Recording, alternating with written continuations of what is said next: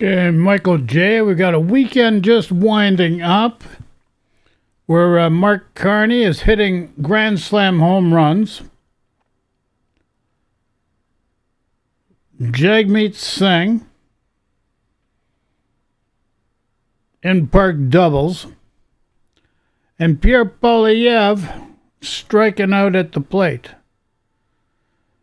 And you say, well, that's a little rough there, buddy. Yeah, it seems a little rough, doesn't it? But that's the reality. It's March 30th. It is Sunday. And this is where we're at. Now, we've got the Conservative Party in disarray. They don't know what the heck they're doing. They've got no policy of any substance whatsoever. And so, like this young lady here, I believe she's the Conservative MP of Calgary. Pretty sure it's Calgary. So she's got her own Michelle Rempel Garner. She's got her own YouTube channel. Got a good swath of subscribers, 145K. And here's I expect Ottawa will quietly fold shortly after the vote, says president of firm with Liberal ties. So the president of the firm with Liberal ties that she is referring to is a guy by the name of Ian Bremner. Now, I don't know if any of you guys know much about Ian Bremner. If you don't follow American politics, you probably wouldn't. But the guy beside him here is Chris Como. You might know him. He was on CNN for a long time. Well, anyway, the situation with Rempel is that Ian Bremner said basically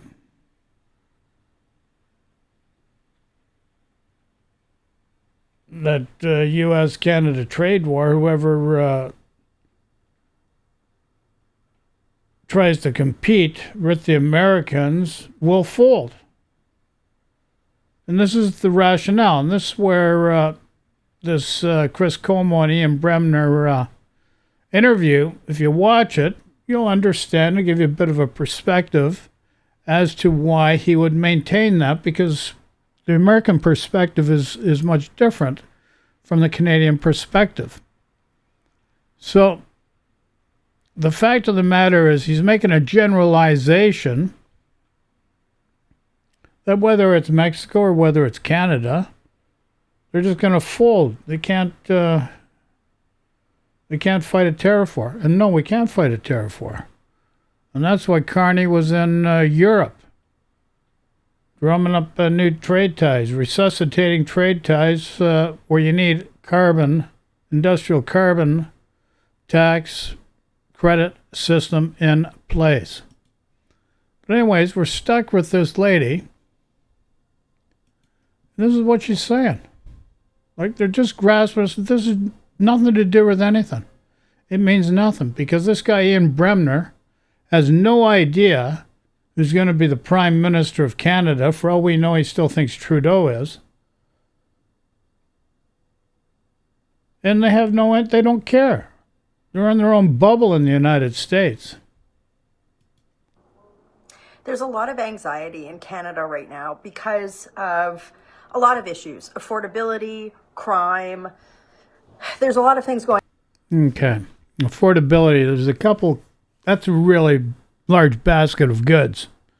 If we're talking affordability of housing, that is more of a provincial issue and a local issue than anything else. And if we're talking crime, that's more of a provincial and local issue than anything else. Always has been, always will be. And you can't spin it any other way. Going on. But one of the big things that a lot of Canadians are talking about is the impact that the threat of American tariffs and now the actual tariffs themselves are going to have on the Canadian economy.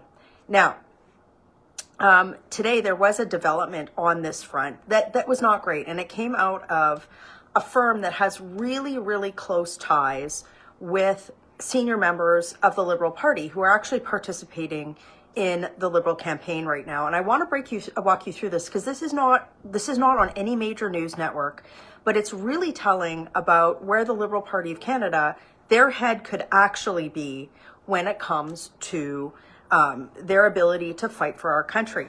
Now, I'm going to break this down for you. There's a company called the Eurasia Group, and its president is a man named Ian Bremmer. And he wrote this big article yesterday that had some really concerning comments. Everything that I'm about to say is in an article that I wrote. The link is in the comments, or if you're watching this on Facebook, if you're watching this on YouTube, it's in the video description. Because this isn't in the mainstream media, what I need you guys to do is click on that and click subscribe, so that I can directly communicate with you, get through any sort of algorithmic bias.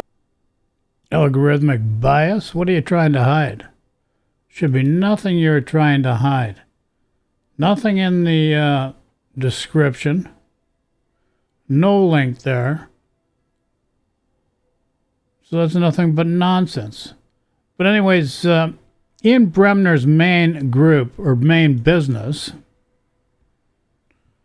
is G0 consulting firm. That's his main business. Now, Eurasia, which he probably has a hand in that too, because this is a North America situation, but Eurasia mostly deals with climate change. And so understand that Ian Bremner's main business himself, and his main focus, is G0. His way of looking at things is from the American perspective. And he just made a statement that Mexico and Canada, regarding tariffs, they can't fight the tariffs. They will eventually fold. That's his main point. But you should be aware, if you are not aware, that if the provinces pull down, take away, there are trade restrictions between province to province, and we do that from the West Coast to the East Coast, that will make up for the difference of the cost of doing business from the effect of the tariffs from the United States. Carney has said he has a target date of July 1 to have the interprovincial tariffs sorted out between the provinces, so that the tariff effect from the states will be pretty much mitigated.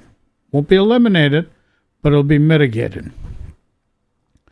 Now, ironically enough, and this is what you should be aware of, Daniel Smith just finishing up a fundraiser in the States for conservatives. Ben Shapiro was heading it. And while she's down there, the province of Alberta is putting a provincial sales tax on wine. So instead of working with the premiers across Canada and the Prime Minister to eliminate tariffs, she's putting up a tariff. You know, this girl's just doing whatever she can to upend the apple cart. You'll say, well, what do you mean by upending the apple cart? Well, why would anybody, if we're trying to mitigate the effect of these tariffs,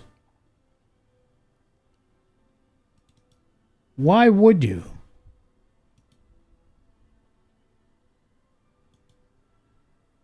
Put a tax on wine.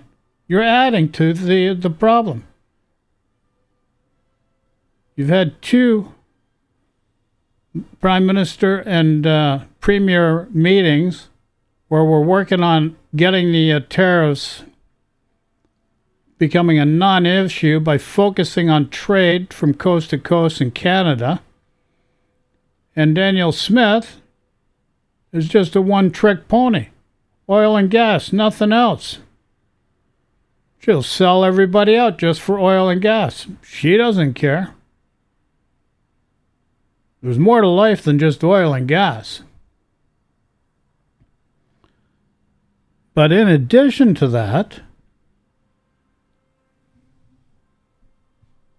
like she says, well, I'm down there and I'm talking to the administration to try to get them to hold off on the tariffs till after our election. But meanwhile, what she doesn't tell you is she wants them to hold off on the tariffs because, number one, so that we can get through the election. Number two is, because of these tariffs, it seems to have given the Liberals an advantage in the election.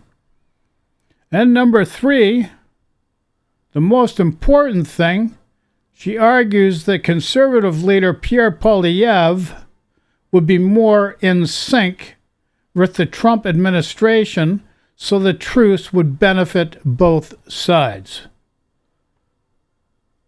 Did you hear that, folks? You see it right on screen here, in the bottom paragraph. Smith argued she wanted the executive branch, Trump administration, to put the tariffs off till after the election.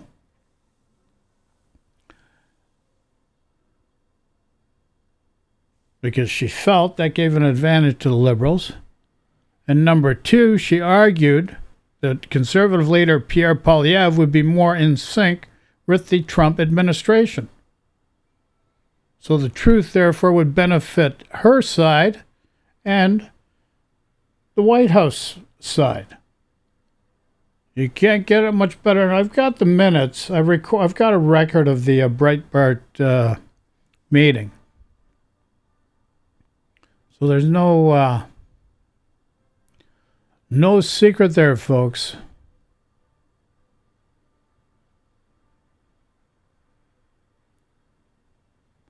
What do we have here? Oh, dang. This is an interesting thing. The convoy, the trucker convoy in Ottawa, nobody understands that was over 50% financed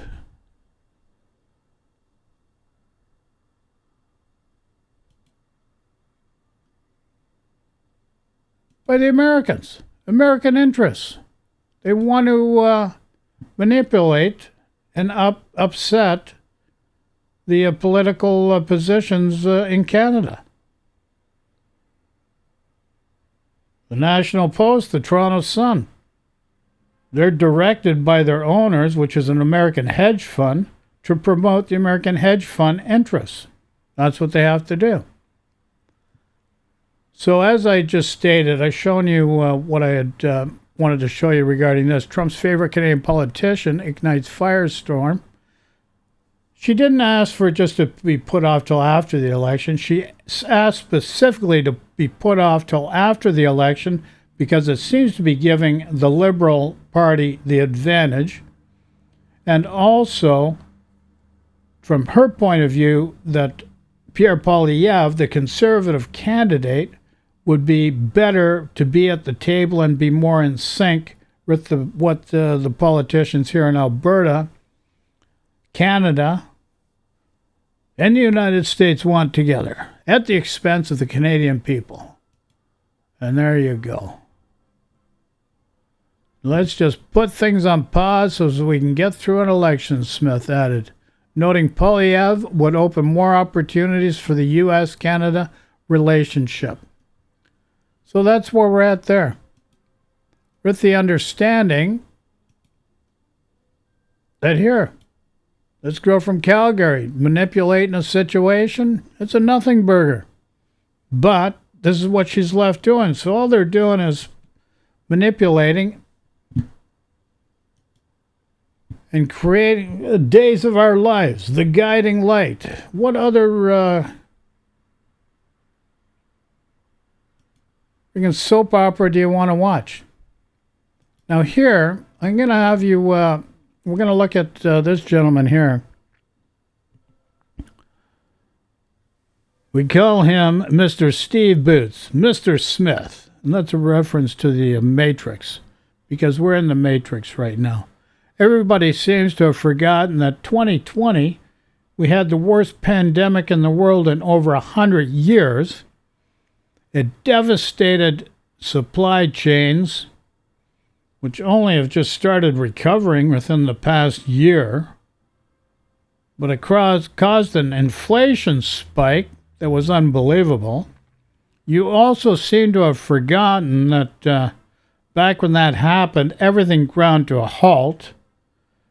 Everybody was incarcerated in their homes.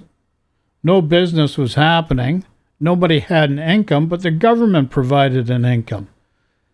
And if the conservative government was in a position of power, I believe it was either Andrew Scheer and then Aaron O'Toole thereafter, they didn't want to help out Canadians.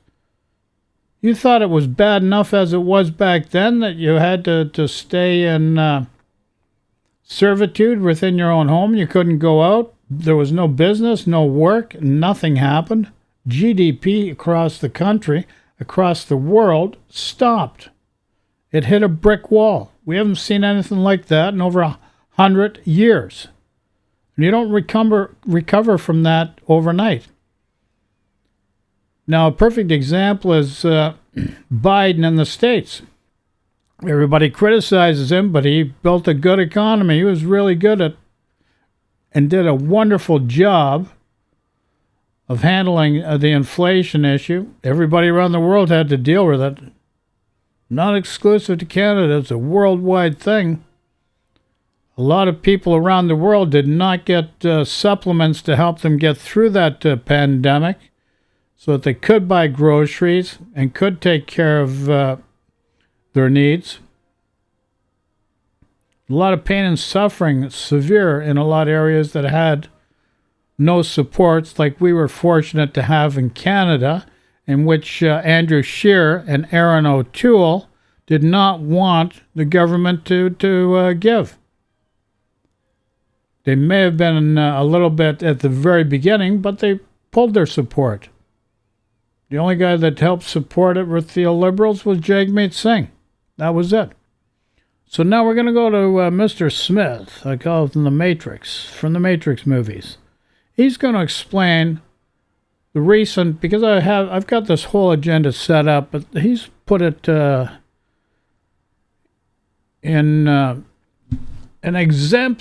exemplary manner that describes what I was trying to say and what I wanted to say. What the hell, Canada? The Conservatives are trying For every attack questions, they can on comments, Mark Carney. throw in the comment share, section. it concentrates. And in our current system, one of the only protections against that is government intervention. Like, look at Alberta. Alberta has the most resource wealth of any province in the country, and the public is not seeing anywhere near their fair share of that. Because it turns out the resource companies don't really give that money back to the public. They give it back to shareholders in the form of stock buybacks. They want government to do everything it can to make things easier for big businesses and to cut their costs and have those costs passed on to the public. It's all a wealth transfer from you to capitalists. So I want to take some time to go through a few examples and show you how that works. First up, the Conservative Housing Plan. We've talked about this on this channel before, but it essentially boils down to eliminating the GST on new home builds up to $1.3 million.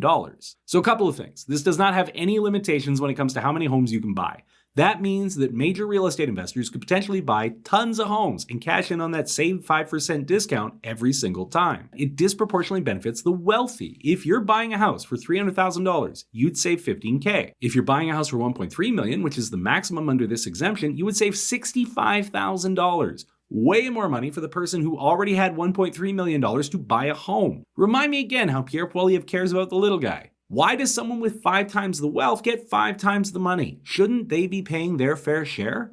They've got $1.3 million. Surely they can afford their taxes. But no, Pierre Poilievre wants to give them that tax cut. And more than that, he doesn't want to put any limitations on it. This essentially winds up being buy 20 houses, get one free. This doesn't benefit you the most. This benefits the wealthy the most. If they actually cared about the working class, wouldn't they be focused on them and not real estate investors? But there are so many more examples of this. How about his new announcement of an expansion of tax-free savings accounts? He wants to add an additional $5,000 annually to TFSAs in order to spend specifically on Canadian investments. And so in order for this to make sense, we need to talk about how tax-free savings accounts work. Essentially, it's just a protection for your investments from taxation, and it's meant to encourage Canadians to invest in building their personal wealth a bit. The premise is that you can put away up to $7,000 every year in order to have your investments grow tax-free. You can withdraw it at any time, and it protects that investment from tax. And Pierre Poilievre wants to add an additional $5,000 onto this in order to invest in Canadian funds. So there are two primary problems with this. Number one is, are you sitting on an extra $5,000 this year that you could invest? How many Canadians are actually sitting on an additional $5,000 of money, just between the couch cushions, and instead of buying American eggs, you opted to invest in Canadian stocks?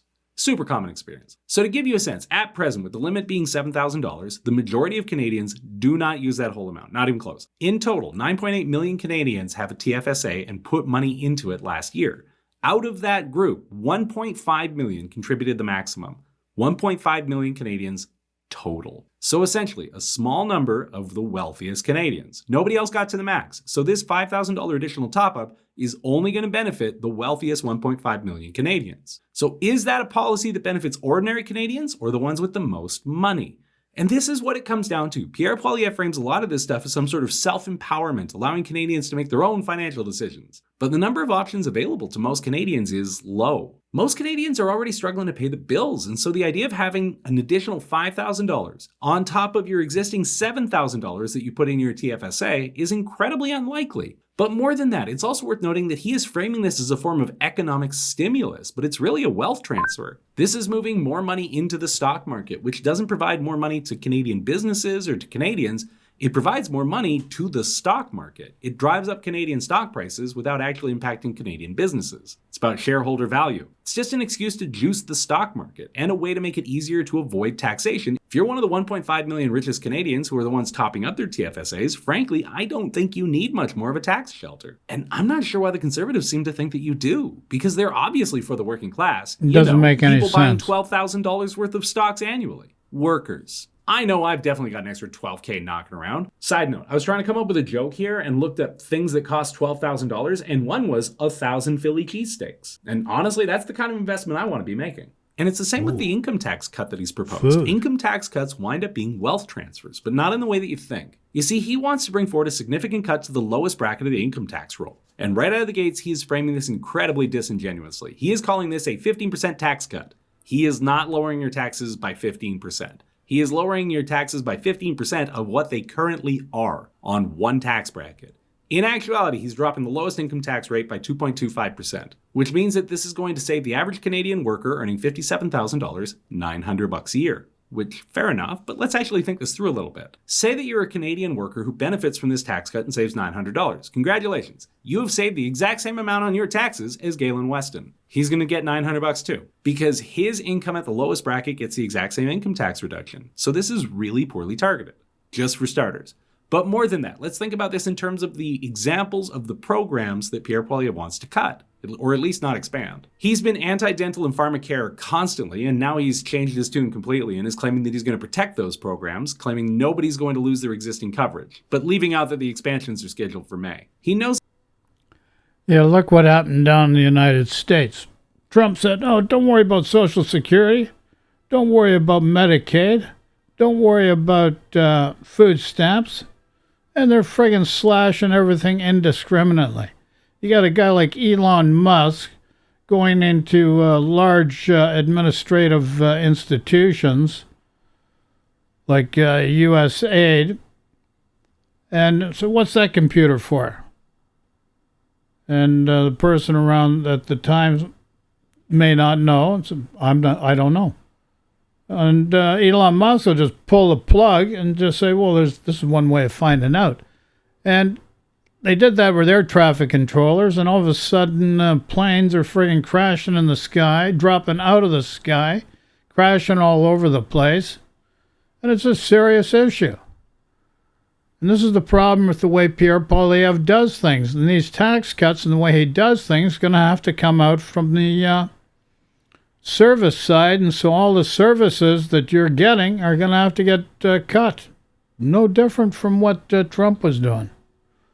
Just so that he can give his friends, he's doing all that so that he can give his buddies a big tax cut.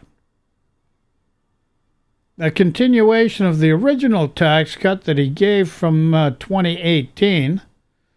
So not only did he have a huge tax cut, which added $9.8 trillion to the debt in the United States, he started a tariff war with the Chinese with soybeans, had to supplement the income of the farmers in the Midwest to $26 billion, ended up wiping out the soybean market of the farmers. Yeah, he had fun doing it, but a lot of the farmers didn't. They were just friggin' business was eliminated, and the business that took over 10 years to put together was wiped out. And this is what you're going to have with Poilievre. And you just don't get it. And this is why, and he doesn't know how to deal with Trump. Neither does Jagmeet Singh. I like Jagmeet Singh. I have no preference to any party. I'm not a card-carrying member of any party. All I want's best for what I think's best for myself, for the community, for my province, and for the country in whole. That's it. There's nothing that's going to be perfect, but I want what is the best for what needs to be done for the time, at the time. And that's it. I've stated my piece. That cutting these services would be unpopular, so he was not going to do it right away. But what's really an issue here is cutting those services can cost you money. Like if dental and pharmacare got cut, will it cost you more than $900 in tax savings? Probably, because you're going to have to find pharmacare somewhere else. And dental care ain't cheap. And this is the issue. Cutting services and cutting taxes doesn't automatically mean that there's more money in your pocket. It just means that it's easier for businesses to get that money from you. Tax cuts aren't just magic free money. These services are in place to support you, and cutting them means losing access to those benefits. And it means that private profit can swoop in and sell it to you, and that's the whole point here. The conservatives don't actually care about the working class. They care about the investing class, the owning class, the capitalist class. It's why all of their policies disproportionately benefit people who have lots and lots of money, because that's who they actually care about. It's why Pierre Poilievre has expensive fundraisers where you can go spend over $1,000 to have crappy hors d'oeuvres with him. Just dreadful canapes, let me tell you. Anyway.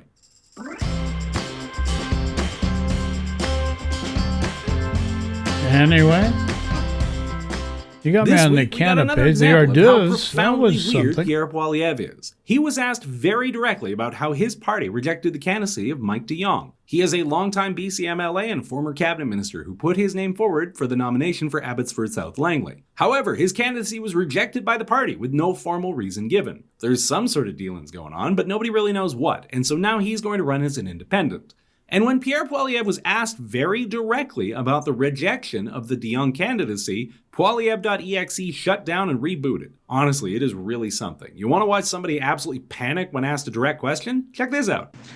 And what was so defective about Mike DeYoung? Thanks very much, David. And I know that you've always been such a great champion of grassroots conservatives, so thank you for claiming to be their spokesman. Listen, the reality is that conservatives are going to have solid candidates right across the country who are going to put Canada first. We're going to put Canada. Yeah, typical nothing burger. He never answers the friggin' questions. Holy moly. This man is what he is. But we're not going to stop there. There's more here that we could delve into, but we're not going to bother. We're going to bring to what I think you should take a look at quickly, because this is what's happening. And I just can't believe it. Almost 100,000 subscribers, 114,000 views here on this video. And this is what you're listening to. So patient. Last night we didn't have a live. This morning we didn't release an episode because, well, some things came up in life that myself and Reg had to tend to that are sometimes more important than covering politics. However, We're back in the saddle now. We watched what happened last night, and we have a couple things that we need to talk about. Now, let's just rewind the tape a little bit. Let's talk about what happened in the past 18 hours. Yeah, he and Reg have decided they're going to have a big pity party. This is what this is. This is a pity party. This is what you got going on here. This is all they've got left to go on.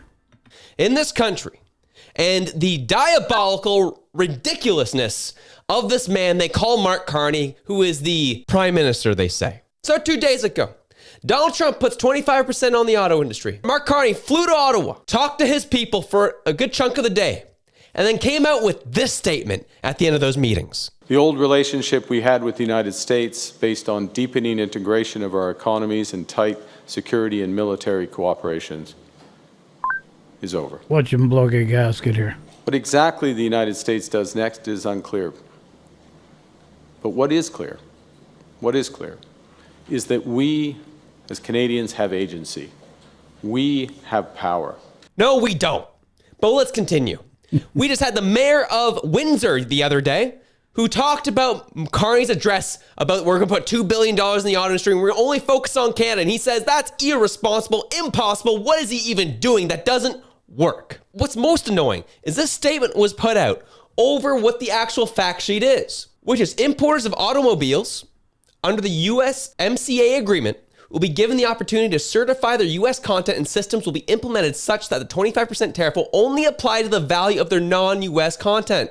USMCA compliant automobile parts will remain tariff-free until the Secretary of Commerce, in consultation with the U.S. Customs and Border Protection, establishes a process to apply tariffs to their... Buddy, you're forgetting one important part. You got to read these things properly.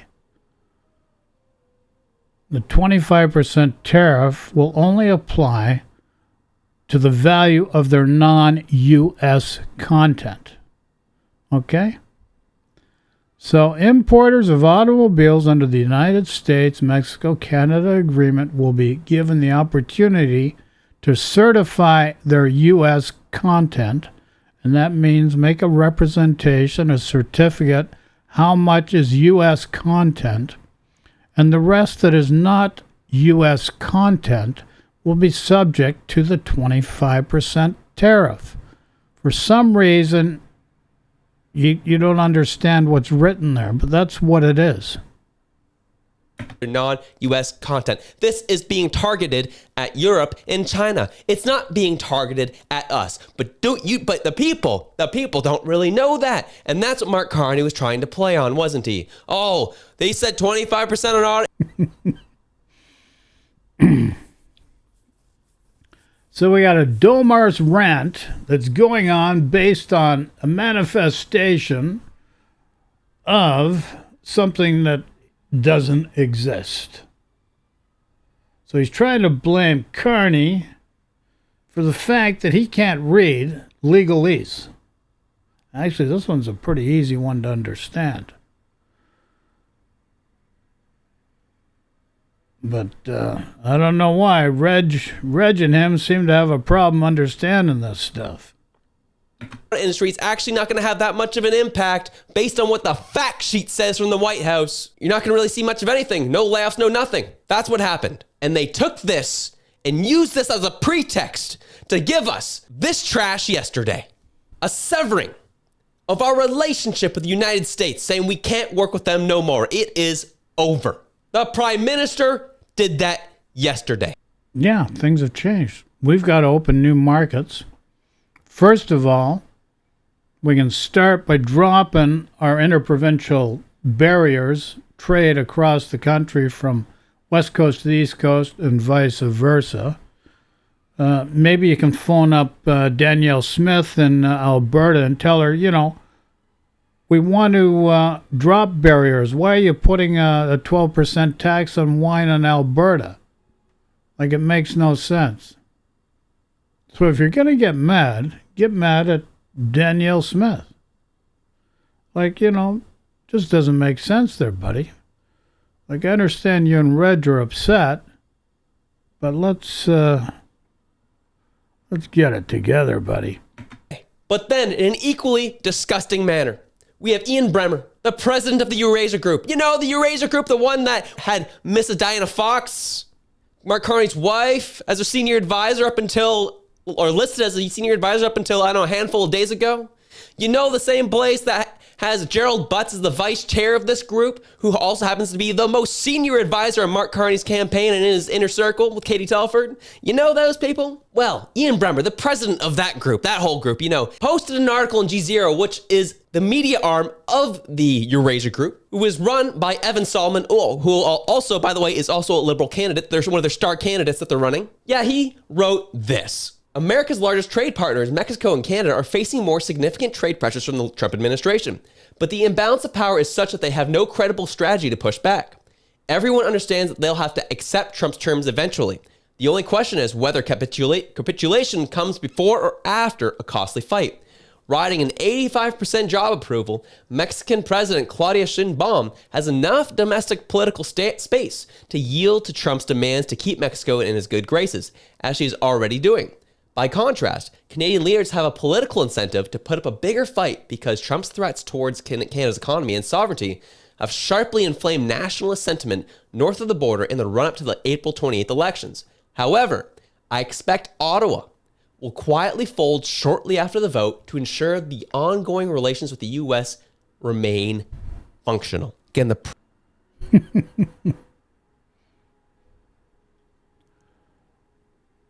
Yeah. And if you really believe, if that's coming from Ian Bremner, if that's going to be the de facto standard that's going to happen, you're sadly mistaken, monsieur. You're sadly mistaken. You've already been told by Carney. Interprovincial trade barriers by July 1. That's his target date. And if we abide by that and every premier is good to their word, then these tariffs won't be a big issue.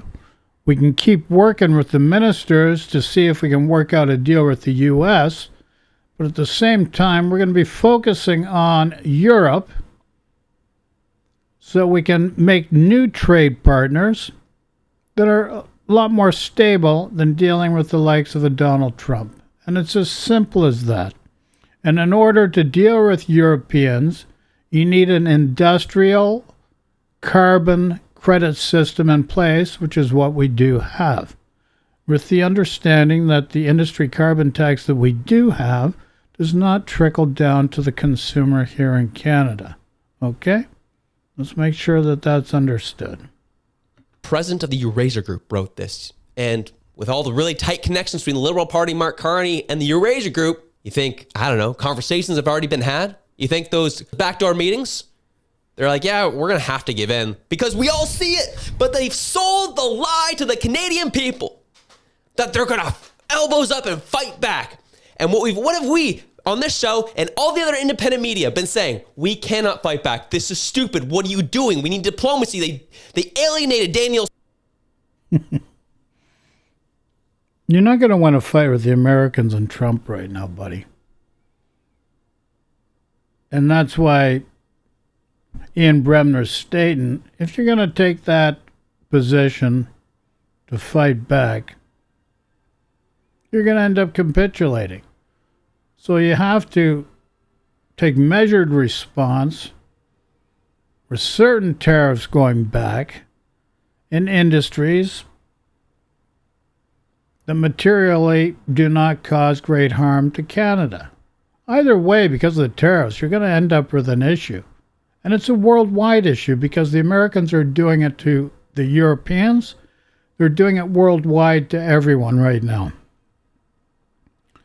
And, you know, if you're smart, you can look up the Smoot-Hawley tariffs of 1929, which a guy by the name of Herbert Hoover put in place, which gave rise to the Great Depression.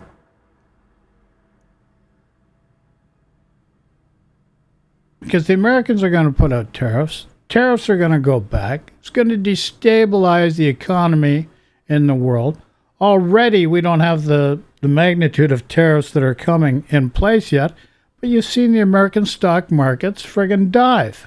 Now come on, wake up. But understand 1929 Smoot-Hawley tariffs caused the Great Depression. Caused it to exasperated the Great Depression that ended up carrying on for over a decade. Not including the McKinley tariffs back in the late 1800s. And this is what the man-child president of the United States is going on. And he's got yes people working for him. Scott Bessent, this great financial cabinet minister,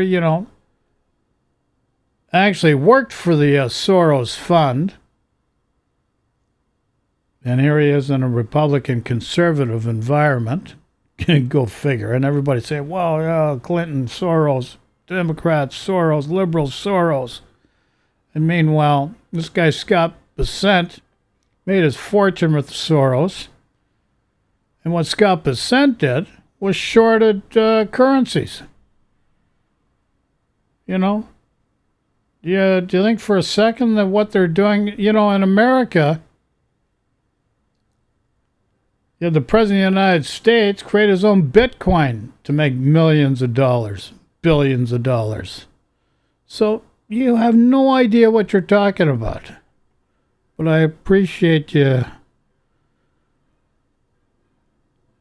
Really can't say you're educating anybody, but nonetheless, gives me a little fodder to work with. Smith for going down and trying to have a conversation to avoid these tariffs. And what did Ian Bremmer say? They're going to have to give in anyways, and we expect them to fold shortly after. And why you bring up Daniel Smith? I just finished showing she went down there to say to the administration and Trump, hold off on the tariffs because you're giving gas to the liberals, and there's a sentiment in our country that liberals are getting some traction now, and that it would be better if you held off so that we can get our person, Leader Poilievre, to win because he'd be more in sync with the way you think, Trump. Just finished doing this a couple of minutes ago right here on video, buddy. Give me a break. After the election. So that happened yesterday. Then today, Donald Trump comes out with this message. I just finished speaking with Prime Minister Mark Carney of Canada. It was an extremely productive call. We agree on many things and we'll be meeting immediately after Canada's upcoming election to work on elements of politics, business, and all other factors. That will end up being great for both the United States of America and Canada. Thank you for your attention to this matter. So apparently, according to Donald Trump, he was actually impressed with his conversation with Mr. Carney. It's anybody's guess how long that will last, because Donald Trump has the attention span of a gnat, but nonetheless, this is what we're dealing with. So, what's your version on this statement on Truth Social by Donald J. Trump? The meeting between him and Carney went very swell yesterday. It was glowing. It was great. And then Prime Minister released his statement. The Prime Minister's office released their statement, saying, today, Mark Carney spoke with the President of the United States, Donald J. Trump. The Prime Minister and the President had a very constructive conversation about the relationship between our two countries. The leaders agreed to begin comprehensive negotiations about a new economic and security relationship immediately following the election. In the interim, the leaders agreed that conversations between the Minister of International Trade and Intergovernmental Affairs and President of the King's Privy Council for Canada, Dominic LeBlanc, and the United States Secretary of Commerce, Howard Lutnick, will intensify to address immediate concerns.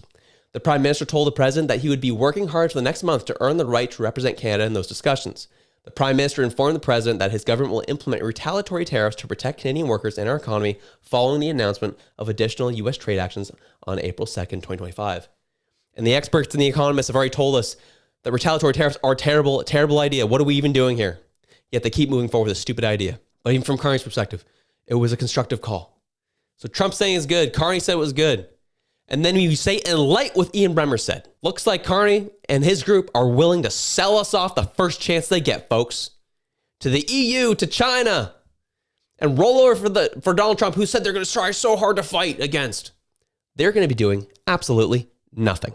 These people are walking a very fine line, and I do not trust them one stretch of the imagination. We can just start it off from the top. This man hasn't spent the last little bit of time at all in Canada, right? He's been outside of the country for the past 10 years. Then all of a sudden he wants to save Canada, and he's bringing all his buddies from BlackRock and other parts of the globe who want to sell us out, drive down our wages, and take and extract out of this country. That is where we're at. But then I look at the Liberal voters and the Conservative voters. And right now we're looking at the polls. Everyone's talking about the polls. And what I see about the polls are this, is that Liberal voters are more likely to pick up a phone or answer a survey. That's what they're most likely to do. And that's like what we're seeing right now. Because we look at beautiful crowd sizes like this. It's funny. That's a big thing about Donald Trump over the first term and now this crowd sizes. He says, look at my crowd sizes. Look at my crowd sizes. Like, get over the size of your friggin' tools. You know what I'm saying? No joke, no pun intended. Where Pierre Poilievre was in Surrey and drew this amount of people. No, this wasn't at a train station. They didn't have buses going by here. This was an industrial park where people had to carpool and drive to get there. And he's still polling these numbers. Do you know what that shows me about the Conservative voter? It shows me that they're willing to crawl over broken glass to vote for the Conservative Party and get this Liberal Party out of town and out of our country and stop selling us off to the highest bidder. That's what this shows me. And then we have one last message based off of this that we have to share as well. So one of the things that we look at when we look at this information, it can be disheartening when you're looking at the polls. It can be frustrating when you're hearing from your from your Liberal friends and family. It can be challenging to remain hopeful, and even on a feel-good Friday, it can feel frustrating, like a frustrating Friday. And it's one of these things that we look at and we have to consider, like deep within us, is this something worth fighting for? Josh and I put our, neck on the line every day for the channel, for you folks, for the news, for our country. When we look at this information, I work in a provincially funded job. I work in a job that is, paid for by tax dollars, so that when I speak, I'm at risk of losing my job. I'm at risk of losing my house, putting my family, my daughter, who's 2 years old, on the street. We're not doing this for fun. Why are you at risk of being put out in the street? It's just friggin' nonsense. Give me a break. Why? Not doing this for fame. We're not doing this for clout. We're doing this because we care about our country and we care about the direction it's heading in. And right now, when you look at those polls, it's very, very frightening. And it's very frustrating to see that we are in this weird abusive relationship with this Liberal government where, we're sitting here back saying, oh, they can change. They'll do better. No, it's time to vote this Liberal government out. It's time to get loud. It's time to get out there with your representatives, reach out to the Conservative Party. And if they don't listen, because unfortunately, Conservative Party, this is my gripe with you, start answering. There are some MPs who are... It's like the rest of the world there. And this is why you got a guy like Trump in power now, because everybody forgot that there was a worldwide pandemic that decimated every country. Like short-term memory span. And that happened in 2020. And what is it now? 2025? So we've wasted 5 years. You're talking about a lost decade. Meanwhile, it's 5 years that wiped out anything we did before that.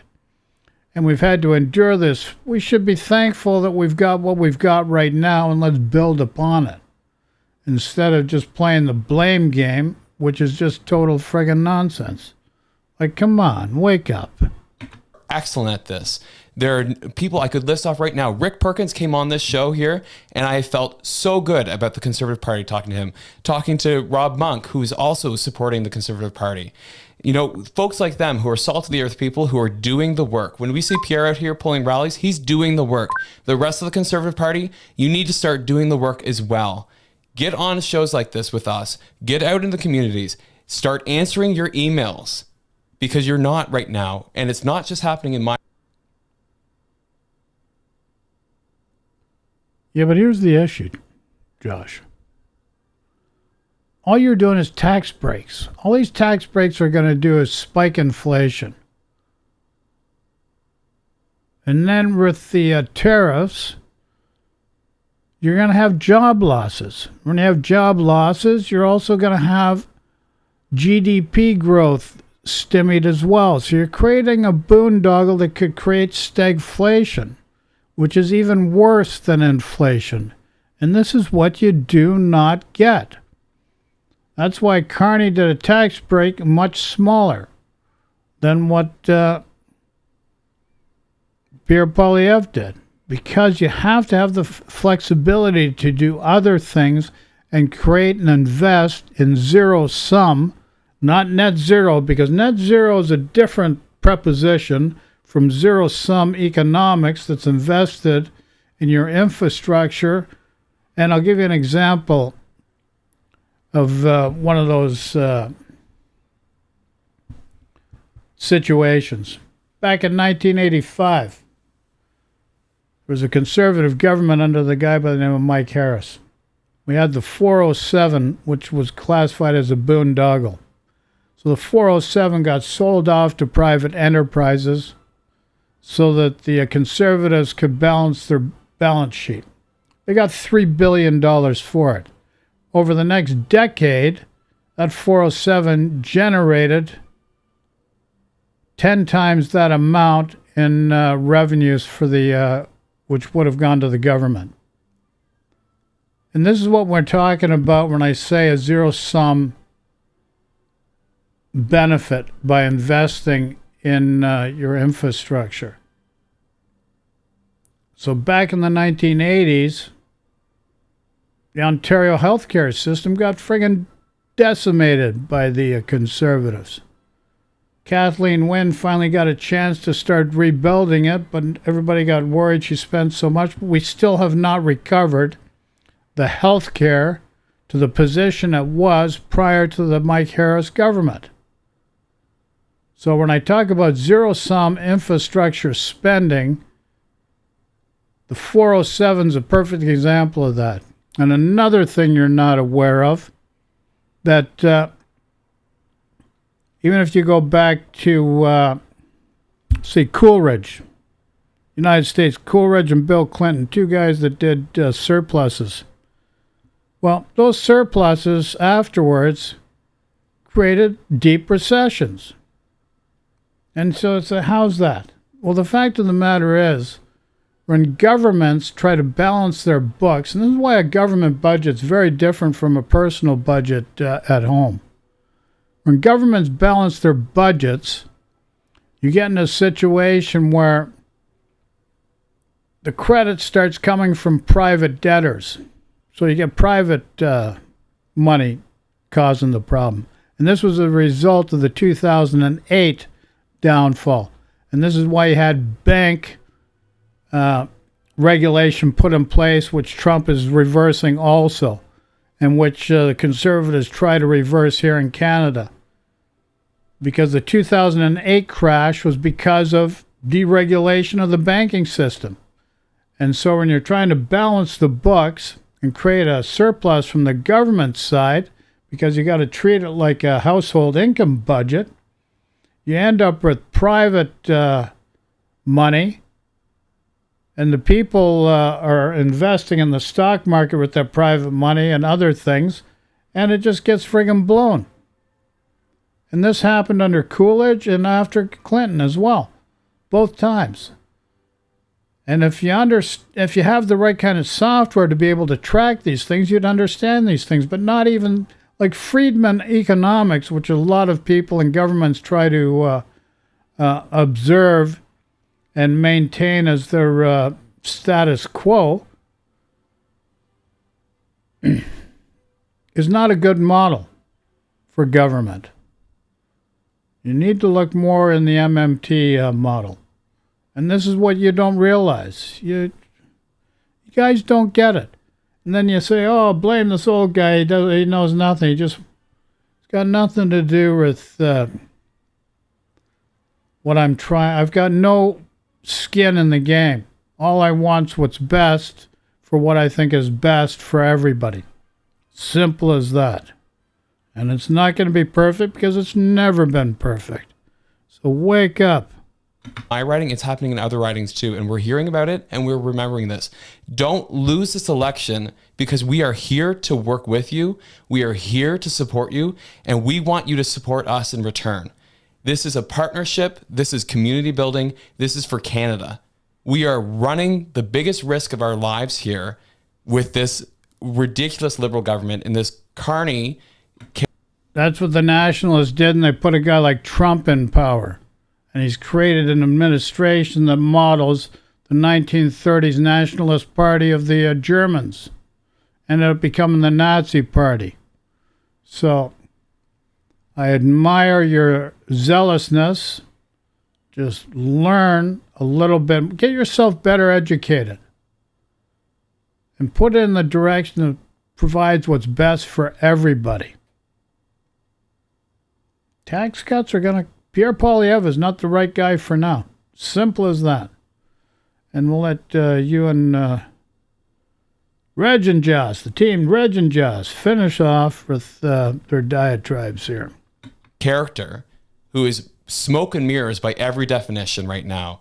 And we are worried about what we are seeing because we know that with the mainstream media so focused on this Carney character and his stories and the money that he's pumping in the background to these organizations, it feels like it's literally us against the empire right now.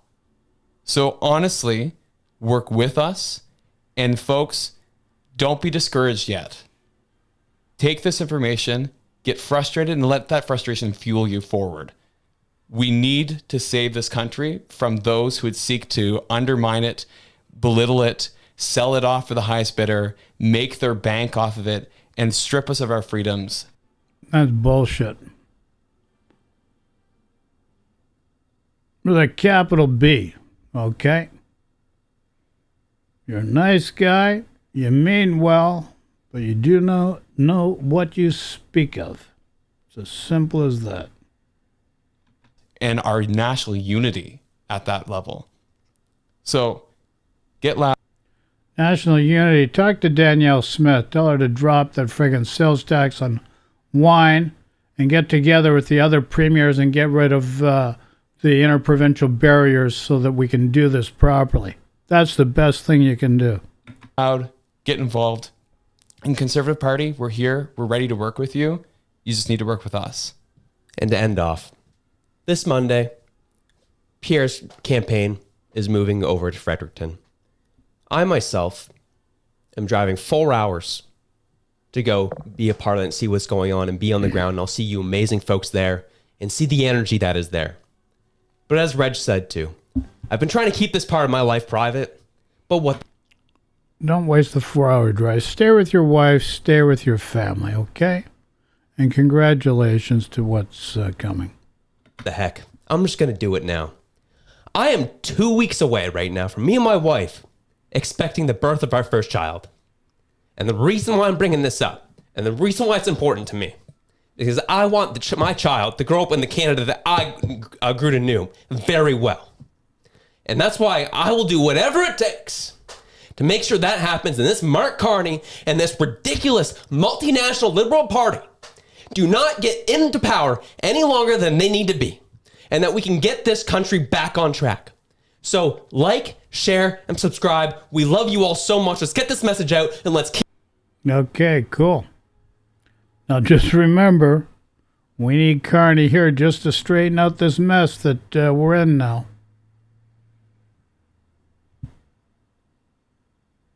The pandemic created quite a mess and created an inflation spike. And we got other affordability issues that nobody is addressing. Nobody knows how to fix. Okay, and here's another one. Moose on the loose. Also blaming Carney for the 98-year U.S.-Canada partnership. We got no choice. We can't fight tariff for tariff. We got to get some specifically, strategically targeted tariffs in place, but not fight a tariff war. We have to start dealing with ourselves here in the East Coast to the West Coast and back and forth and trade that way to make up the difference and open new markets in Europe and also Pacific Rim and a few other areas. So Moose on the Loose, the exact same thing, more of this BS. Also Juno News, because she brings up about Eurasia Group President Ian Bremner. I've known Ian Bremner for years. You know, you guys just don't know what you're talking about. And here's a good one for you to watch. Has had a phone call with Canada's Mark Carney, the first since Carney took over as Prime Minister. Yeah, Trump posted on Truth Social saying the call was very productive and that both he and Carney agree on many things.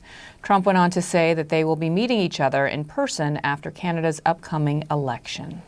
For more on the phone call, let's bring in CNN's Elena Trines. Elena, do we know what actually came out of this call? We were told that it was productive, but not much more than that.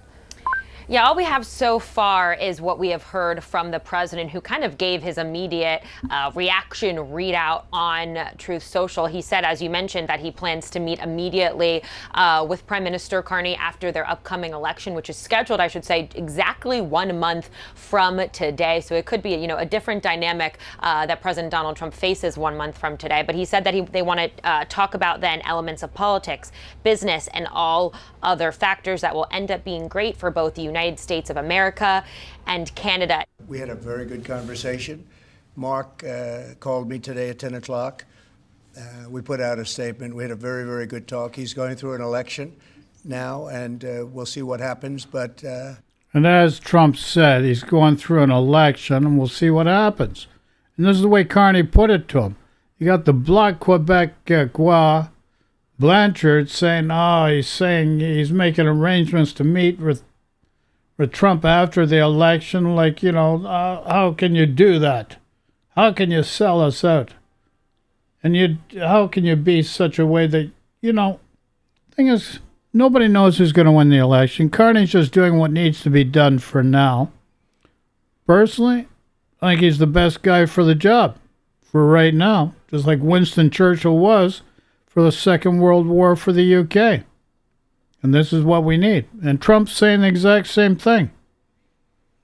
It was a productive call. Enjoy it while it lasts, because this Mr. Trump can change on a dime.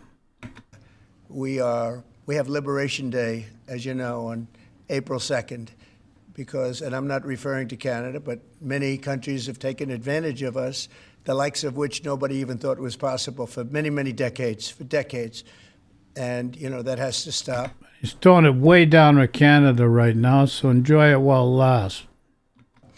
We're going to end up with a very good relationship with Canada and a lot of the other countries. Some we probably won't. And as he just reinforced, we're going to have a very good relationship with Canada. This is quite a turnaround from what was happening a week or two ago, or even a month or so ago. It won't be so pleasant. One thing I also took away is that this call actually happened 14 days after Carney was sworn into office. That is kind of unusual. Normally, you'd have the President of the United States calling one of its strongest allies like Canada far sooner than that. So interesting that it took so long for these two to talk. But the fact that he said it was very productive, that they agree on many things, is definitely perhaps more friendly and favorable to Canada than what we've seen the president use with his language in the past. So there you go. We're not going to keep beating this drum. We're going to hear more of that from there. Next, game Moose on the Loose. This 26.8 deficit in only 3 months. Just friggin' nonsense. You guys are grabbing straws, pulling this stuff out of a hat. Some guy posts on X and you say it's de facto fact. Forget it. It's all nonsense. Same with the Ian Bremner thing. And then now to say Mark Carney was behind locking the Freedom Convoy bank accounts? No, he wasn't. And you have to understand those Freedom Convoy people organized, and over 50% of the money was from United States interest to manipulate and disrupt Canadian politics. That is a fact. Juno News. Shocking allegations against Liberal candidate Thomas Keeper. Well, guess what? That is true. Because everybody just found out about it from a situation that happened 20 years ago in a domestic dispute that this guy Keeper had. So this is what we're relying on for, this is what you got to do. You got to change the way you vote because look at the type of people. You know, everybody's just finding out about this, and now this guy Keeper's no longer a candidate. Simple as that. Jeesh. Okay. And then here's the Rational National, Canadian guy. See what he's got to say. Donald Trump and Canadian Prime Minister Mark Carney just had their first conversation, and the call apparently went very well. In fact, surprisingly well. Maybe too well. So I'm going to get to Trump's reaction to the Absolutely, call, as well as Mark Carney's reaction, or I should say the Prime Minister's office's reaction to the call as well. And my thoughts on this, and my 3 theories that may lead us to why Trump is feeling the way he is currently feeling. Noting, of course, that this is how he's feeling right now. Things can happen, you know. He may change his mind in 5 minutes, may change it tomorrow, may change it next. In Trump's world, anything can change overnight. Next week, next month. So Trump is unpredictable. But the way where the relationship between Canada and U.S. is right now is just a complete 180 from where it was when Trudeau was Prime Minister, at least based on the reaction so far to this initial call. Yeah, and Trump also said with Poilievre, he has no respect for Poilievre either, so we've got a win. Let's take it for what it's worth. I'm going to cut this video off because it's just taking way too long right now for me. It's way much longer than I expected. So questions, comments, throw in chat. Remember, just do your research. You have to make the best choice for you. I'm not here to tell you who to vote for. I'm only explaining my perspective from what I see based on my experiences and my truths. Nothing more, nothing less. Do your research, do an educated, make educated decisions by looking into things, and don't rely on a lot of these talking heads that just talk friggin' nonsense. Do your research, get real facts, and make good decisions to benefit you, your family, your neighbor, your neighborhood, and your country. Simple as that. Questions, comments, throw in chat. Anybody suffering from anxiety, take a deep breath, many deep breaths. Just relax. Sleep on it.